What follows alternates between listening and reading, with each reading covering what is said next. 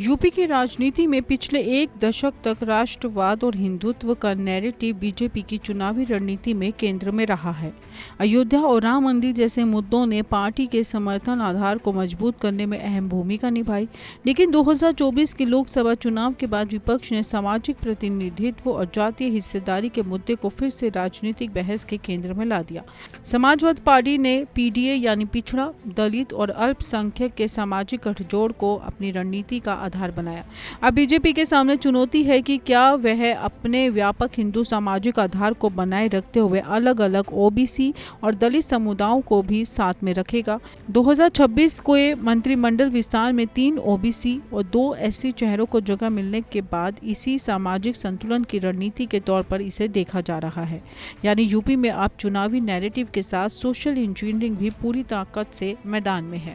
अखिलेश यादव की पीडीए रणनीति ने बीजेपी के सामने सामाजिक समीकरण की चुनौती खड़ी कर दी है।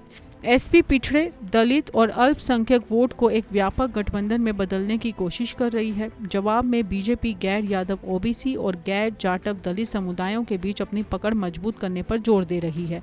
2026 के यूपी कैबिनेट विस्तार में ओबीसी और दलित चेहरों को प्रमुखता मिली है। इनमें पश्चिमी यूपी के जाट नेता से लेकर विश्वकर्मा, लोध और वाल्मीकि समुदायों के चेहरे शामिल है। एक ब्राह्मण नेता को भी कैबिनेट में जगह मिली। संदेश साफ है, बीजेपी अपना पुराना सामाजिक गठबंधन कमजोर नहीं होने देना चाहती। वहीं एसपी भी अपने पारंपरिक यादव मुस्लिम आधार से आगे बढ़कर गैर यादव ओबीसी, दलित और स्वर्ण समूहों तक पहुंच बनाने में जुटी हुई है। यानी दोनों खेमे अब वोट की संख्या नहीं, वोट की सामाजिक संरचना पढ़ रहे हैं। दलित वोट पर सबसे बड़ी जंग और यूपी की इस पूरी सियासी कहानी का सबसे बड़ा केंद्र बन चुका है दलित वोट।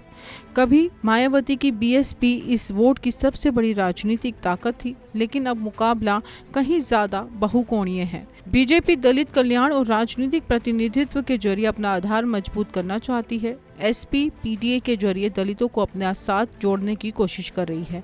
बीएसपी अपने पुराने सामाजिक आधार को दोबारा से मजबूत करने की चुनौती में है, जबकि चंद्रशेखर आजाद की आजाद समाज पार्टी भी दलित राजनीति में अपनी जगह बनाने की कोशिश कर रही है। जुलाई 2026 में एसपी की ओर से सामान्य सीटों समेत बड़ी संख्या में दलित उम्मीदवार उतारने की योजना भी सामने आई। यानी 2027 में दलित वोट किसी एक दल की स्थायी जागीर मानकर नहीं चला जा सकता, और यही वजह है कि हर पार्टी इस वोट बैंक को अपने पाले में करने की रणनीति बना रहा है।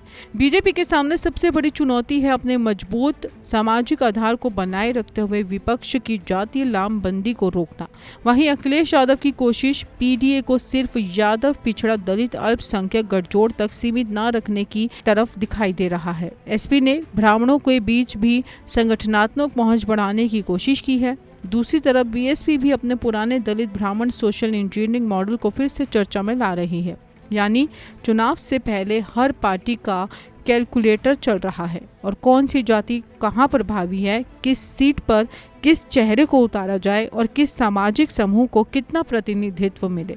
लेकिन असली सवाल यही है कि क्या जातीय समीकरण चुनाव जीतने के लिए पर्याप्त होंगे, क्योंकि यूपी का मतदाता जातीय पहचान के साथ साथ सरकार का काम, कानून व्यवस्था, रोजगार और विकास भी देखता है।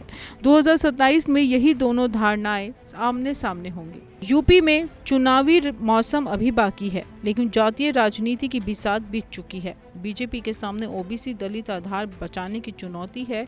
एसपी के सामने पीडीए का विस्तार। बीएसपी और चंद्रशेखर आजाद भी दलित वोट के मैदान में है। अब देखना होगा कि 2027 में नैरेटिव जीतेगा या फिर जातीय गणित। यूपी की सियासत में 2027 का चुनाव सिर्फ सरकार चुनने का मुकाबला नहीं होगा, ये सामाजिक समीकरणों की भी बड़ी परीक्षा होगी। एक तरफ बीजेपी का हिंदुत्व और राष्ट्रवाद का नैरेटिव, तो दूसरी तरफ विपक्ष का पीडीए और सामाजिक न्याय। अब सवाल यही है कि लखनऊ की सत्ता तक पहुंचाएगा कौन, नैरेटिव या फिर नंबरों का खेल। कैमरा पर्सन प्रेम के साथ मैं मोनिका, टीवी 100 नोएडा।